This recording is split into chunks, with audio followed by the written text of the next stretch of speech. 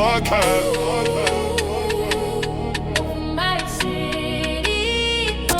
We in New York, we outside. We bringing that hoe back fast. From the stoops to the blocks, every voice got weight. Dreams from the city, every borough relate. Different paths, ain't hungry, building the bridge. I've been every story, from to the kids. We talk vision, talk pressure, how to rise through the hard times. How to flip every setback into something that shines. This the platform for the movers, for the ones who don't quit. Where the city find unity in the places we split. Over my city portraits. Show New York love, where the city starts to get that.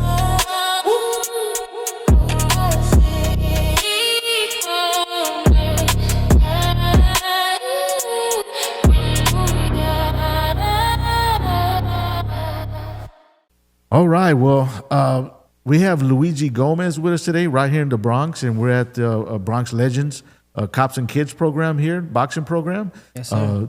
Thank you for being with us today. My pleasure. So could you tell us about this program from what you know in your position? What do you do here? So I work the front desk. I help people check in or anybody that needs to sign up. I'm mainly just the data holder. So I'm the one that I'm the tech savvy one, pretty much. Okay. All right, so you check people in. Yeah, so I help people sign up, check them in. If they're having trouble with their with the website or their apps, then I'm that guy that helps them out. Okay. How long have you been here in the Bronx? So I've been living in the Bronx specifically my whole life, pretty much. Okay. So I was born here. I've been in the gym for about 6 months now. Okay. 6 or 7, give or take.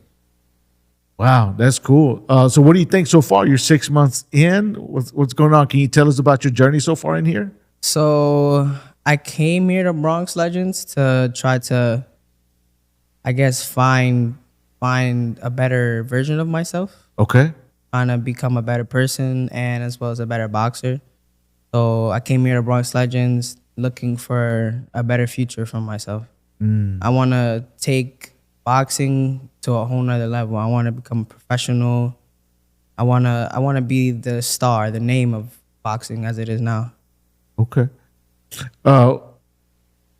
So you growing up here, you were telling me when we're outside about this area. Can you kind of get us familiar with this area, what it's called? And so around here specifically, it's called Walton Avenue, and it's pretty rough around here. It's pretty rough around the edges. It's not the greatest place to be at, but that's why I think Jay made Bronx Legends a thing to help keep kids off the street and help them learn some self-defense. What kind of difference do you feel like this makes being here in your neighborhood? So it's pretty beneficiary to a lot of people, not only just me, but any other young individual that comes here. It helps them learn discipline. By them showing up every day, they learn new skills, acquire new tactics that they can apply to their everyday lives. Wow. No, so I was learning in our conversation outside here about originally you were having to go drive. Take a travel. You had to travel I had to 2 take a hours. train. Yeah. So can you tell us about that experience and where you were at and how that happened? So I was pretty dedicated at wanting to be the best, becoming the best boxer.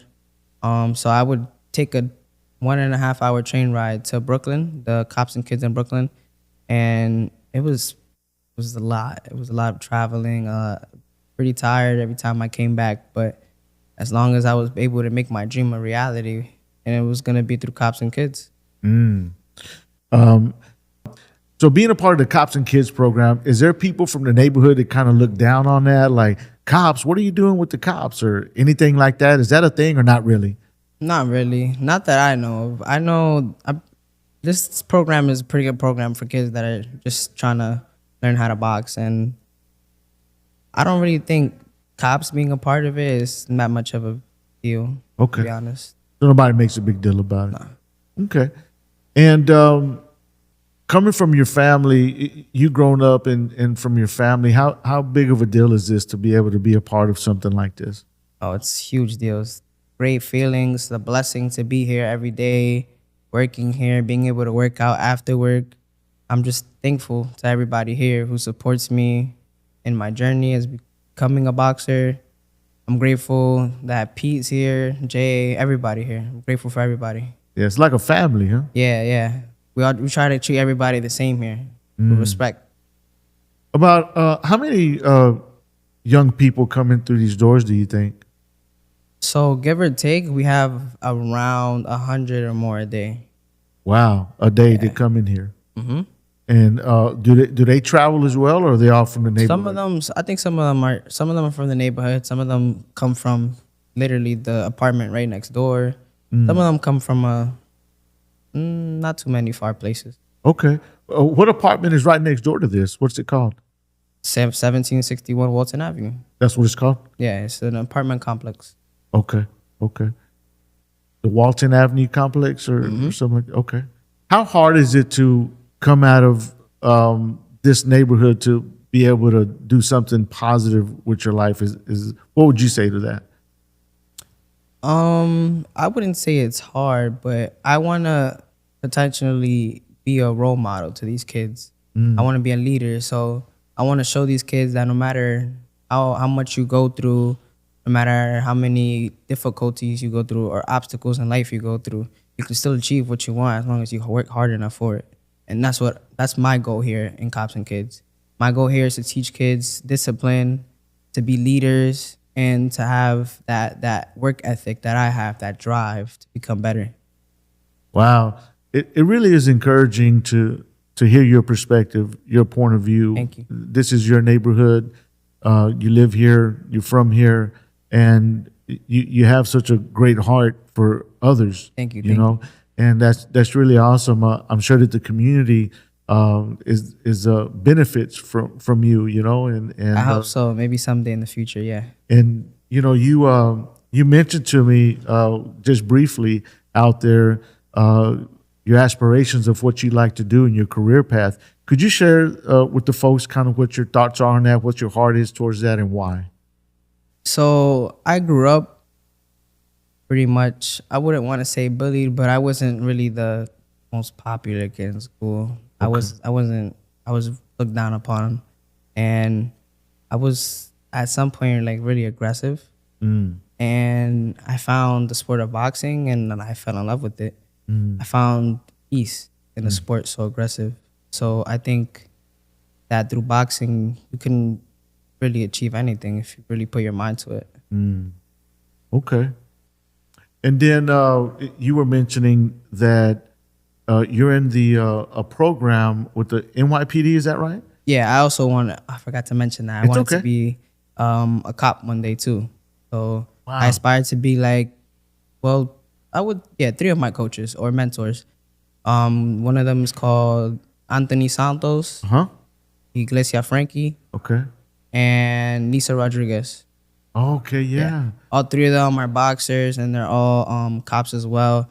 And through them is why I really started boxing to begin with, if I'm being honest. They've helped me a lot. They've helped me get to where I'm at today. And I'm just really thankful for all three of them. Wow. In what ways particularly have they inspired or encouraged you, would you say, each one of them? Anthony Santos has inspired me to be, he's really the reason why I have that worth ethic that I have today. And Frankie, he's mainly the reason why I started boxing to begin with. I really took it serious because of him. He promised he would get me a fight. He promised he would get me out there. And Nisa's just a great role model. She's really been there for me in anything that I really needed, to be honest. So just having that support around me is really what brought me to where I'm at today. And all three of these they're cops. Yeah, they're all cops for and NYPD, boxers too. And they box. Yeah. Wow. You mentioned earlier that it's a pretty tough neighborhood. Could you tell us more about that? You know, there's people smoking outside. There's a lot of gang violence. I wouldn't say particularly around here, but anywhere in the Bronx, you'd see a lot of gang violence, drugs, and I think being able to get kids off the streets and have them come here is what separates. It's what separates the kids from the drugs and the gang violence and all that extra stuff. Gives you an alternative. It gives people an extra alternative to life. You know. Yeah, yeah. No, I think that's great. I think a lot of times people that don't come from this particular neighborhood or this area, they may not realize what it's like. So that's why I wanted you to kind of explain to them. And there's good folks like you here. You know, young people like you. That again, I said it earlier, but you got a heart for others. You know, and you're pretty determined to do the right thing. Yeah, as long as I'm able to help anybody in need, that's all that really matters to me. Wow. I tell you, man, you know, if I ever, back in my days when I was getting in trouble once upon a time ago, I would have loved to, if I got in trouble, to get in trouble from someone like you that's in law enforcement or police that has a heart for people. And I've met people like that, but I've never met a young man that's looking to be one. I've heard of older folks that say, hey, I used to be young, but now here I get to sit with someone who is young right now. I really appreciate that. And you'll be like the older folks that I ask, and they say, well, once upon a time I was young, and here you are, you're young, and you have a heart for the badge and to treat people with dignity and do your job at the same time. So we need protectors like you. Thank you. In all our nation, you know, that are patrolling the cities and communities to have a heart like you. So we appreciate you, man. Don't lose that for anything, man. Never. Gonna be with me till forever. Yeah. Pretty much. What are some things you'd like to share with the people that are watching?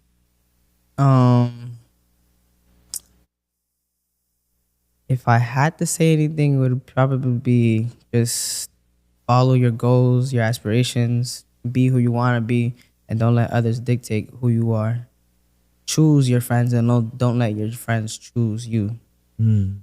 That's my motto. That's what I go by. Treat people the way you want to be treated. That's what I was looking for. Treat people the way you would like to be treated. Yeah.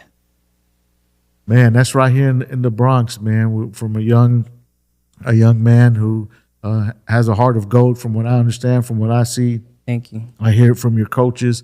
They talk well of you, and you're making it through the ranks here. Now you're a leader here. You know, you're in charge of some things. What I mean to say, and you're trusted. You know what I mean? Yeah. Jay trusts you. It seems like, and then Coach Peter, he trusts you. Kid Chocolate, you know.